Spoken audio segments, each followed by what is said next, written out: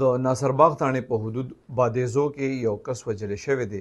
دا کم کس چې وژلی شوی دی د پراپرټۍ او د بارګین کار کو او د عمر تقریبا 40 سالو دی. حوالې سره چې کم اف ای آر درج شوی ناصرباغ تاڼې کې محمد نور ولد فرمان الله سکنا بادیزی د رپورټ درج کړی دی چې دی او د رور رضوان الله عمر 40 سال دی. د ویلې چې دواړه د کورنرو وتل دواړه رونه او د جمعې مونځ دپاره جومات ته روانو. دیوی مسلح کسانو په دې باندې ډز یو کې په دې کې د رضوان الله چې کوم دی دا لګېدلی دی مړ دی. دا بل رور یې بچ شوی دی. په دې ډزو کې یو راهګیر ماشوم دی، هغه نوم دی رحمان، د هغه 10 کاله عمر دی، هغه لګېدلی دی، هغه زخمي دی، ملزمان تښتېدلي دي.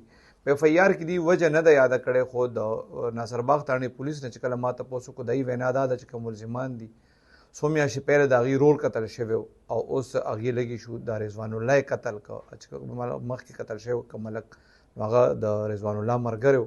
پولیس وایي دی د 3 کسانو خلاف اف ای آر درج کړی دی او د هغې د ګرفتارۍ دپاره یې چاپې وهل شروع کړي دي.